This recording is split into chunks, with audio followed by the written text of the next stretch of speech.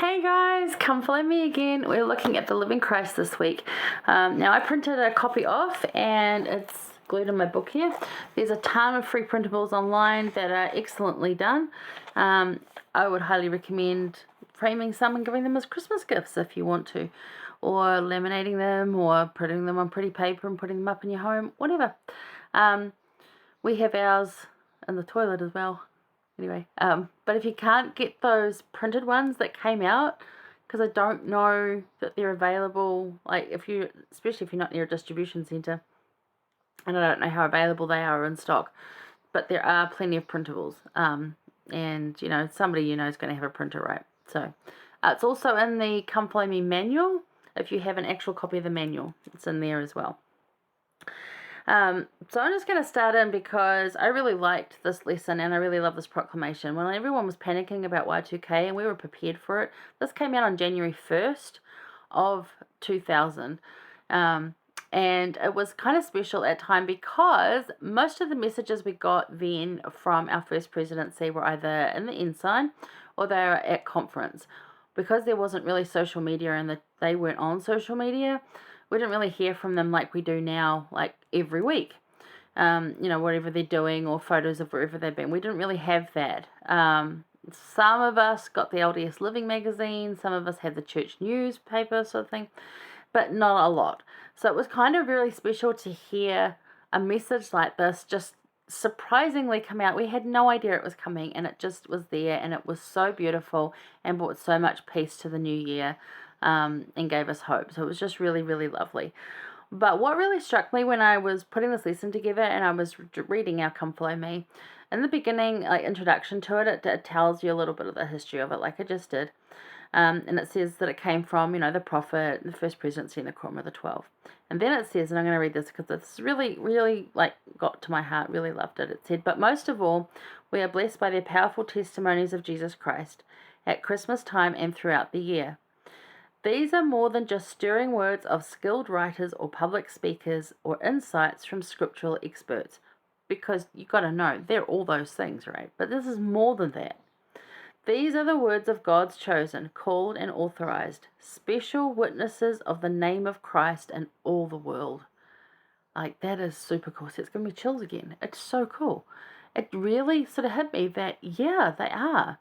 And when I look at that and you see who signs it at the bottom, so many of them have passed on, and they're men that I have testimonies of. I know they're prophets, seers, and revelators. They were good men. They spoke lovely words. Were they perfect? No, they weren't, but they were so beautiful, and their testimonies of Christ were just amazing. Even Elder Maxwell's on there. Just, love it. President Ankley, President Monson, Elder Faust, President Packer, Elder Perry, Elder Haight, Elder Maxwell, Elder Worthland, Elder Scott, and Elder Hales have all passed. This is when Elder Holland and Elder Eyring were the newbies. I know, right? Look at history. It's so beautiful, but I love that anyway. And they are all special witnesses of the name of Christ in all the world. They are called and chosen. They have that mantle of that calling as prophets, seers, and revelators. And it was just so super special. It gave it more meaning to me and more depth as I studied it again this week to present it to you guys. And I picked some things out. So first of all, in paragraph 1, we're going to go there. It just says, "None other has had so profound an influence upon all who have lived and will yet live upon the earth," talking about Jesus Christ. And you think about that. There's been some pretty famous people. I don't need to mention any of them. You know who famous people are. And they influence right now, but they don't influence 100 years ago, and they're probably not going to influence that much 50 years from now. Other people will be influencing.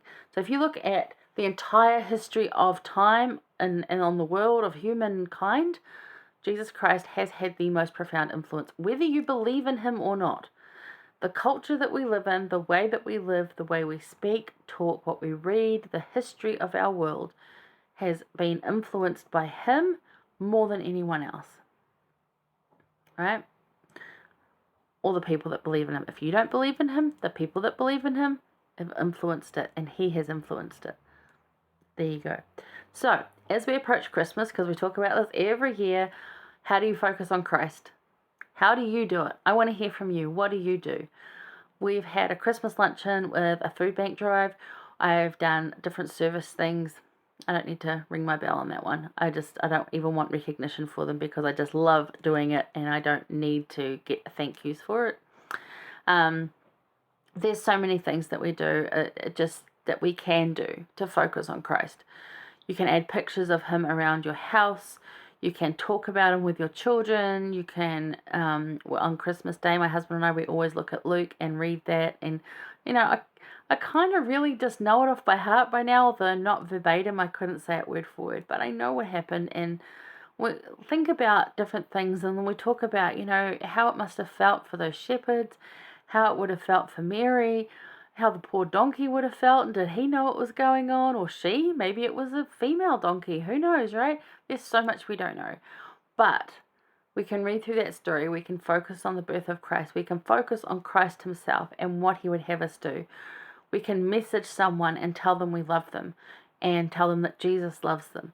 We can send them a thought or a meme or something that will cheer them up or bring them a bit of joy, a bit of light. We can reflect that light of Christ. We can, carry the light of Christ and share it. So what does this statement mean to you, and what do you do to focus on Christ? Or what does your family do to focus on Christ at this time of year? I really would love to hear in the comments what you guys do. It's not about I do this, I do that, and there's no wrong or right way to do it. It's just I would love to hear your ideas. Maybe you'll give me an idea for what I can do some more. Maybe you will help other people and what they might be able to do. Remember, it does not have to cost money. There's plenty of things you can do that are free. There's plenty of things on the Light the World campaign that goes out every year from our church. You can do some of those. You can do all of those. You can do none of those and give some other ideas. But focus on Christ, because he is actually there. I will say this again. I said this last year. The advertising that comes around, I've heard Glitzmas, Techmas, Cookiemas. I can't think of something. There's so many, and it's just like, it's not any of those. This is a Christmas. This is a Christ Mass. We are looking at Christ. We're focusing on Christ. Presents are nice. We all like getting them, but they are literally just a bonus on top. It is like having the bestest ice cream sundae, and the presents are literally just a couple of sprinkles on top. So you could go without them or not and still really enjoy that beautiful ice cream sundae. And be dairy-free coconut ice cream, probably from Duck Island for me. That's what I would take. Presents are just nice, but they're not necessary, okay? So focus on Christ. What do you guys do? I really want to hear. President Nelson, he said, when the focus of our lives is God's plan of salvation and Jesus Christ and his gospel, we can feel joy regardless of what is happening or not happening in our lives. Because that's what a lot of us get caught up in. What is happening or not happening, the control issues we have. We can let all of that go. If we're focusing on God's plan of salvation, Jesus Christ and his gospel, we can feel joy. We can let those things slide into the background and know that we can have joy, and we can be present on Christmas Day with whoever we're with, even if it's just ourselves, and have a really great day focusing on Christ. So think about that. Hang around. We'll see you for insight number 2.